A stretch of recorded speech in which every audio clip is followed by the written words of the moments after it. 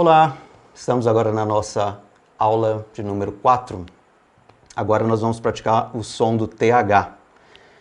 Esse som do TH, ele é assim, ele não é complexo, mas as pessoas têm um certo medo, porque elas falam, eu não sei pronunciar isso. Eu não vou conseguir, a gente não fala isso. A gente não fala dessa forma. O que é esse som desse TH, então, antes de uma vogal?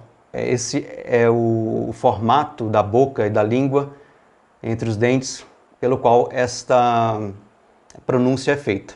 O que acontece aqui? O que significa isso? Isso é chamado de ceceio. No espanhol, ele é muito comum. São palavras com C, palavras com S. Em inglês, com palavras com TH.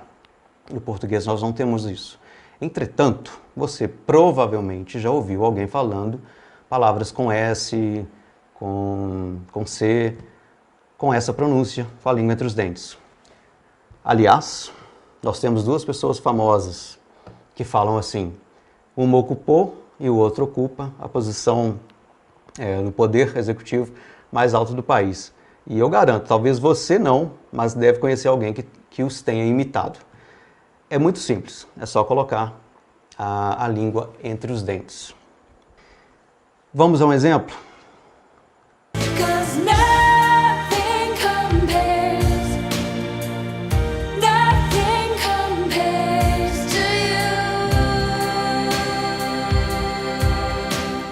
Você prestou atenção? Essa é a Sinéad O'Connor com a música mais famosa da sua carreira, Nothing Compares to You. Olha como eu falei, Nothing Compares to You.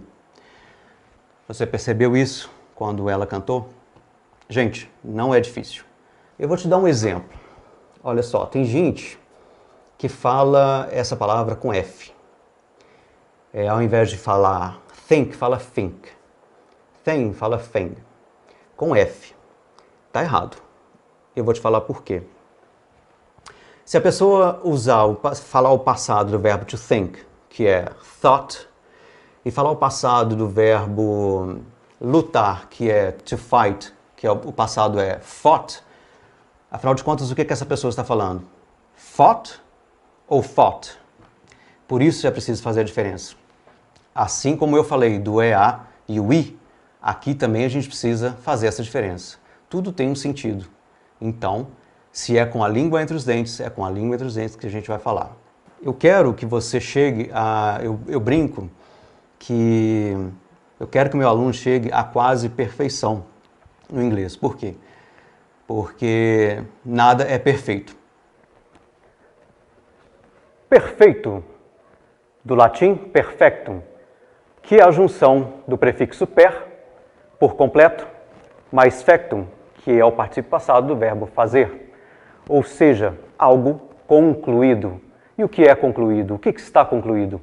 Algo que já está morto, porque não sofre mais nenhuma alteração. Nós, seres humanos, e o nosso idioma estão em constante alteração. Portanto, nada é perfeito. Viu? Nada é perfeito.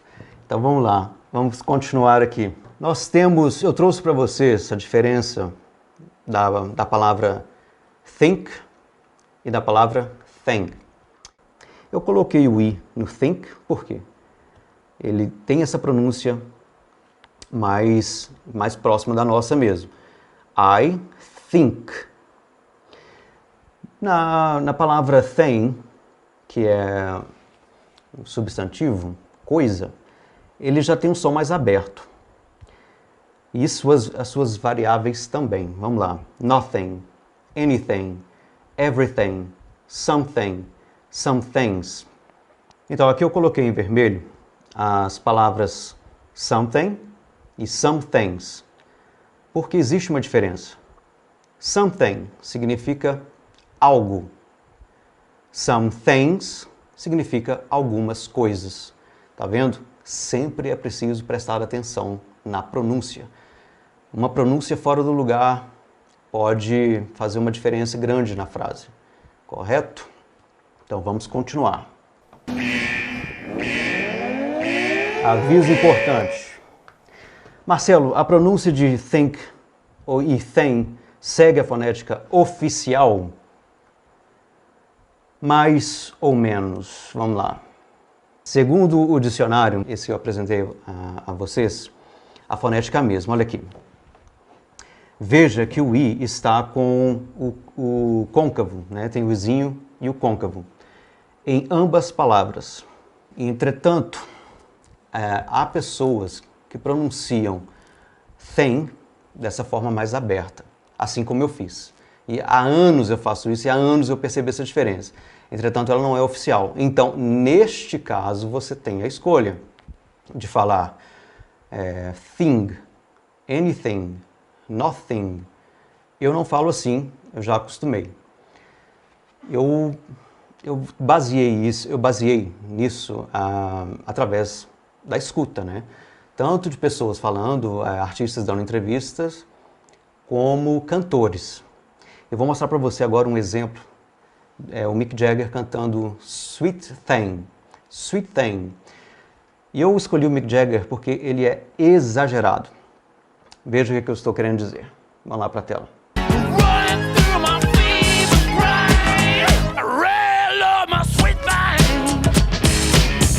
I really love my sweet thing. Volta para mim. É ou não é exagerado? Quase que ele fala um thing, né? Ele abre demais. Então ele aí mostrou pra gente que há essa possibilidade de falar com som de E, essa palavra, o thing, que é coisa. Eu realmente amo a minha coisa doce. Enfim, coisas do Mick Jagger. Compreendido? Então nesse caso, você tem escolha. Você pode falar com som de I ou com som de E.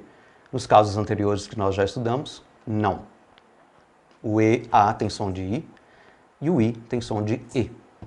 Vamos para a nossa faixa bônus. Olha aqui na tela, nós temos o substantivo breath e o verbo breathe. Vou pronunciar mais uma vez para você. Breath e breathe. Pronunciei tudo, perceberam? O substantivo significa breath, significa fôlego, ar.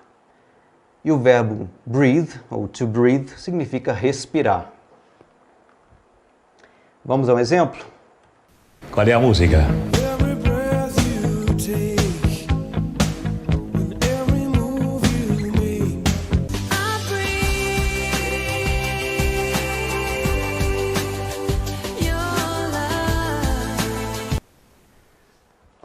Compreendido?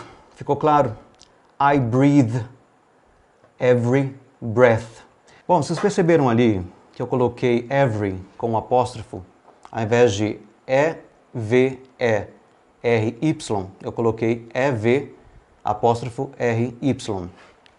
Essa pronúncia é assim, ao invés de falar every breath you take, né, ou ao invés de falar everything, é muito mais fácil, é igual os mineiros, né? É muito mais fácil você cortar e juntar palavras. Então ele juntou ali o V, R e Y, tirou o E.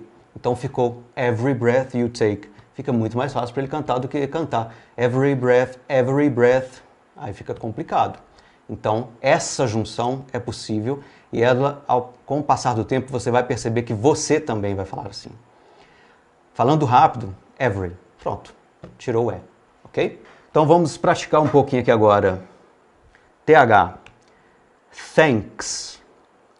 Thank you. Thing ou thing. E think. Thanks. Thank you. Thing. Think. Ok? Tá tranquilo até agora? Esse aqui é mais um exercício. São poucas palavras, mas é o suficiente para que você treine língua entre os dentes, sempre, porque você precisa fazer essa diferenciação. Mais uma vez, encerrando a nossa aula, se eu conseguir, você também consegue.